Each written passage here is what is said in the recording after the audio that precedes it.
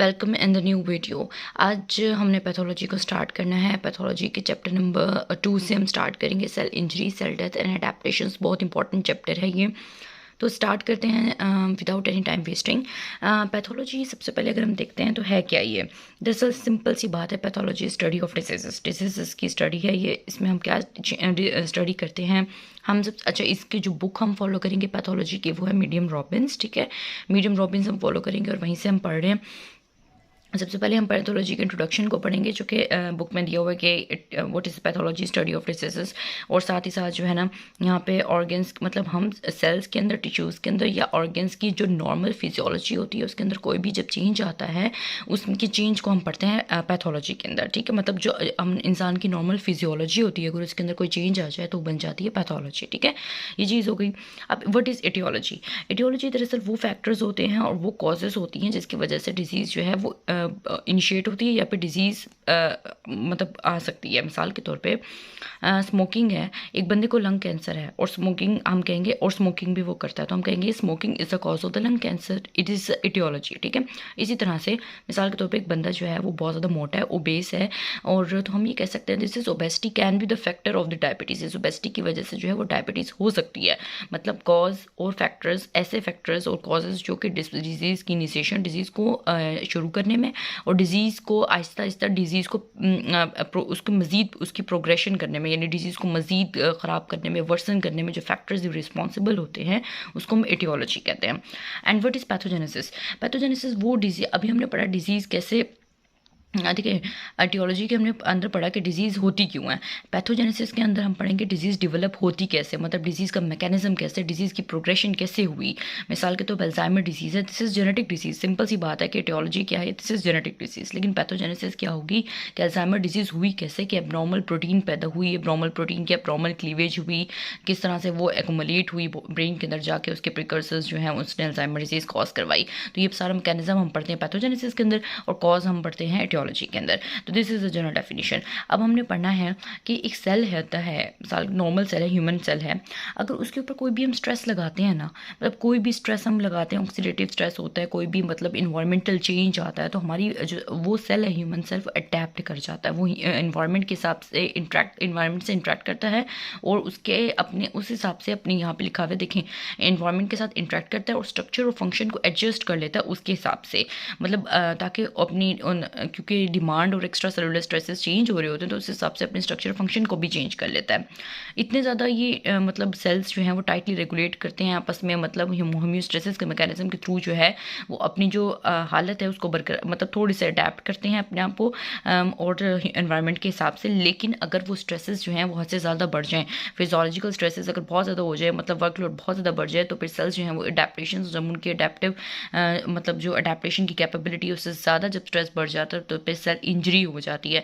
Cell injury होती है जो कि रिवर्सिबल भी हो सकती है, यानी वापस सेल इंजरी जो है वो वापस नॉर्मल सेल भी बन सकता है। सेल इंजरी जब इंजर होता है मतलब, लेकिन रिवर्सिबल इंजरी वो होती है कि सेल एक दफ़ा इफेक्ट हो जाता है तो वापस वो सही नहीं हो सकता और अल्टीमेटली सेल की डेथ हो जाती है। तो इन्हीं पॉइंट्स को मैंने यहाँ पे प्रिसाइज में लिखा हुआ है। सबसे पहले मैंने आपको बता दिया कि सेलुलर, हमने जो टॉपिक स्टार्ट करना है अभी थोड़ी देर में वो है सेलुलर एडेप्टेशंस टू स्ट्रेस। ये आज का मेन टॉपिक है जो हमने स्टार्ट करने। सबसे पहले मैं आपको सेलुलर एडेप्टेशंस बताऊंगी, उसके बाद हम पीछे से हाइपोक्सिया, इस्कीमिया वाले चैप्टर स्टार्ट करेंगे। मतलब सीक्वेंस इस तरह से चलेगा कि पहले मैं आपको ये चीज़ें बता रही हूँ, उसके बाद मैं डायरेक्ट आपको सेलुलर एडेप्टेशंस के टॉपिक पर लेकर जाऊँगी और वो क्यों, वो मैं बताती हूँ आपको।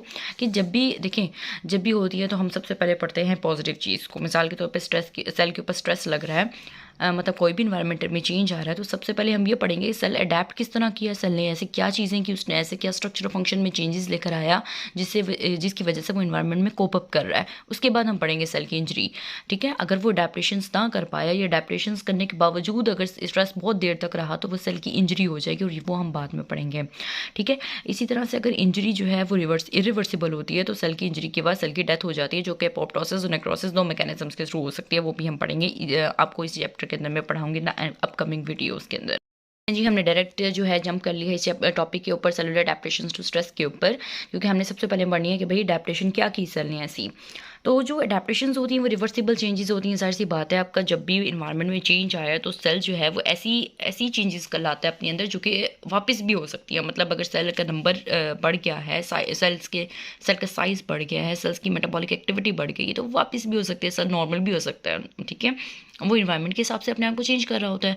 तो ये होती हैं फिजियोलॉजिकल एडेप्टेशंस। ठीक है, इसमें यही होता है कि जब भी कोई नॉर्मल स्टिमुलस आता है तो सेल्स का रिस्पॉन्स क्या होता है। मिसाल के तौर पर नॉर्मल स्टिमुलस क्या हो सकता है, हार्मोन्स हो सकते हैं, कोई भी केमिकल सब्सटेंस हो सकता है जो कि रिलीज हो रहा होता है, और वो हमारे पास सेल्स से कहते हैं कि भाई तुम उनका या अपना साइज इंक्रीज कर लो, या तो नंबर इंक्रीज कर लो, या फिर मेटाबॉलिक एक्टिविटी को बढ़ा लो। तो ये एडेप्टेशंस हैं। ठीक है ना, जब भी इन्वायरमेंट में स्ट्रेस आ रहा है तो ये सेल अडेप्ट कर रहा है। मिसाल के तौर पर लिखा हुआ है यहाँ पे कि प्रेगनेंसी के दौरान जो होता है आपको यूट्रस जो होती है, एस्ट्रोजन हार्मोन आता है, हार्मोन्स के ज़ेर असर जो है ना वो उसकी एनलार्जमेंट होती है। ब्रेस्ट की भी होती है, यूट्रस की भी होती है, जो कि हम अभी डिटेल में भी पढ़ेंगे आगे जाके कि किन मैकेनिज्म्स के थ्रू कैसे होती हैं। इसी तरह से अगर हम बोन्स के ऊपर मतलब कोई बहुत ज़्यादा काम कर रहे हैं तो बोन्स और मसल्स के ऊपर भी बहुत ज़्यादा स्ट्रेस पड़ता है। इसी तरह से फिजियोलॉजिकल अडेप्टेशंस तो पढ़ ली, लेकिन पैथोलॉजिकल भी होती हैं। पैथोलॉजिकल ये होती हैं कि मिसाल के तौर पे मतलब स्मोकर्स के अंदर अभी मैं आपको बताऊंगी कि मेटाप्लेजिया क्या होता है। तो स्मोकर्स के अंदर क्या होता है कि एपिथेलियम ही चेंज हो जाती हैं। मेटाप्लेजिया क्या होता है कि एपिथेलियम ही चेंज हो जाती है ताकि वो जो स्मोकिंग के अंदर केमिकल सब्सटेंसेस होते हैं उनके साथ फाइट कर सके वो एपिथेलियम, क्योंकि नॉर्मल एपिथेलियम उनसे फाइट नहीं कर सकती, लेकिन मेटाबॉलिज्म के मैकेनिज्म के थ्रू वो एपिथेलियम दूसरी एपिथेलियम में कन्वर्ट होकर जो है उसके साथ फाइट करने के काबिल हो जाती है उन केमिकल सब्सटेंसेस से। तो this is the pathological adaptations. और भी एग्जांपल्स हैं जो कि आगे हम टॉपिक्स में कवर करेंगे। सबसे पहले हम स्टार्ट करते हैं अपने टॉपिक को, विच इज़ हाइपरट्रॉफी। वो हाइपरट्रॉफी, हाइपरप्लेजिया, मेटाप्लेजिया, एट्रॉफी, ये हमने पढ़ना है। मेन जो है सेलुलर अडेप्टेशंस हैं, ये 4 सेलुलर अडेप्टेशंस जो सेल अडेप्ट कर लेता है। इन चारों में से कोई भी चीज़ कर सकता है। ठीक है ना, सेल के अंदर कोई भी चीज़ हो सकती है इन चारों के अंदर से, इन चारों में से। जब भी कोई स्ट्रेस पड़ता है, जब भी कोई ऑक्सीडेटिव स्ट्रेस पड़ता है, या फिर कोई भी इन्वायरमेंट में चेंज आता है।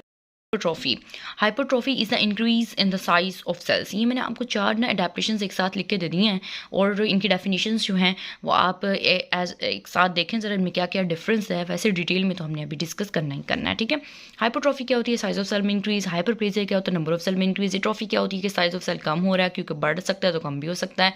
एट्रॉफी हो गई मतलब सेल काम नहीं कर रहा, काफ़ी अर्से से जो है वो सेल्स, ह्यूमन सेल्स जो है, कोई टिश्यू जो ऑर्गन है वो काम नहीं है उसका, तो वजह से बाद एट्रॉफी हो जाएगी, उसकी ज़रूरत नहीं है, तो श्रिंकेज हो जाएगी उसकी। मेटाप्लेजिया अभी मैंने आपको बताया कि बट स्मोकिंग के अंदर को क्या, ये मैंने छोटी छोटी एग्जांपल्स दी। अभी तमाम टॉपिक को हम डिटेल में डिस्कस करते हैं। सबसे पहले हाइपरट्रॉफी को डिस्कस करते हैं। Hypertrophy is increase in the size of the cells resulting in increase in the size of an organ. जाहिर सी बात है, सेल्स ऑर्गन किससे मिलकर बना है, सेल से मिलकर बना है, तो जाहिर सी बात है सेल बढ़ेंगे तो ऑर्गन का साइज भी बढ़ेगा। लेकिन हाइपरप्लेजिया क्या होता है, सेल का नंबर इंक्रीज होता है। अच्छा, एक और बात याद रखें, हाइपरट्रॉफी हाइपरप्लेजिया में एक मेन डिफरेंस ये होता है कि हाइपरट्रॉफी उन सेल्स के अंदर होती है जिनके अंदर माइटोटिक कैपेबिलिटी कम होती है। आपको सोचें माइटोटिक डिवीजन होती क्या है। माइटोटिक डिवीजन होती है कि आपका सेल्स का नंबर इंक्रीज कर रहा है, सेल डिवाइड होता है, हर 1 से 2 बनते हैं, 2 से 4 बनते हैं, मतलब सेल का नंबर इंक्रीज हो जा रहा है। लेकिन एक सेल है उसके अंदर माइटोटिक कैपेबिलिटी ही नहीं है, वो सेल रेप्लिकेट ही नहीं हो पा रहा। जब सेल्स की रेप्लिकेटिंग कैपेबिलिटी नहीं, तो जाहिर सी बात है उसका नंबर तो इंक्रीज नहीं हो सकता, अलबत्त उसका साइज इंक्रीज हो सकता है।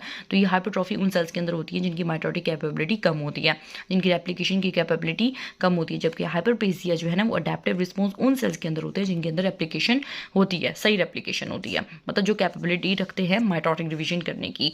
इसी तरह से हाइपरट्रॉफी हाइपरप्लेजिया का मेन डिफरेंस होता है कि हाइपरट्रॉफी के अंदर साइज बढ़ता है, हाइपरप्लेजिया के अंदर नंबर बढ़ते हैं। हाइपरट्रॉफी फिजियोलॉजिकल भी हो सकती है, पैथोलॉजिकल साइड से बात है। हर चीज़ हमने पहले फिजियोलॉजी पढ़ी थी आपके पीछे मेडिकल ईयर्स के अंदर, अब हम पढ़ेंगे पैथोलॉजी। ठीक है, पैथोलॉजिकल तो ये कह रहे हैं कि हाइपरट्रॉफी जो है साथ ऐसे नहीं है। मिसाल के तो यूट्रस है, प्रेगनेंसी के दौरान के जो यूट्रस जो है वो बढ़ जाती है, उसकी फिजियोलॉजिकल एनलार्जमेंट होती है। ठीक है ना, हार्मोन्स के इन्फ्लुएंस के अंदर उसके साइज भी बढ़ता है, उसके नंबर ऑफ सेल्स भी बढ़ते हैं, दोनों चीज़ें हो रही होती हैं। याद रखिएगा कि हाइपरट्रॉफी और हाइपरप्लेजिया का साथ चौली दामन के साथ नहीं होता, जिस तरह से कि हाइपरट्रॉफी हो रही है तो हाइपरप्लेजिया भी हो रहा है। ठीक है, इसी तरह से ये दोनों चीज़ें साइड बाय साइड हो रही होती हैं। तो इसी तरह से एस्ट्रोजन इन्फ्लुएंस के अंदर यूट्रस की हाइपरट्रॉफी भी हो रही है, हाइपरप्लेजिया भी हो रही है। ठीक है, इसी तरह से वर्कलोड जब बढ़ता है किसी भी मिसाल के तौर पे आपको मैं एग्जांपल देती हूँ, ये फिजियोलॉजिकल हम पढ़ रहे हैं। ठीक है ना, फिजियोलॉजिकल पढ़ रहे हैं कि मिसाल के तौर पे स्ट्राइड हमने वर्कलोड बढ़ा दी, किसी भी मसल के ऊपर वर्कलोड ज़्यादा कर दिया, मतलब ज़्यादा हम एक्सरसाइज वगैरह कर रहे हैं, तो क्या होगा कि जो है उनकी हाइपरट्रॉफी हो जाएगी। ठीक है, लेकिन होता क्या है कि हर मसल्स और स्केलेटल मसल्स की ज़्यादातर हाइपरट्रॉफी होती है, हाइपरप्लेजिया उनका नहीं होता, क्योंकि उनके अंदर इतनी कैपेबिलिटी नहीं होती डिवाइड होने की। भी मैंने थोड़ी देर पहले आपको ये वाली बात बताई थी। अब हम पढ़ेंगे पैथोलॉजिकल हाइपरट्रॉफी।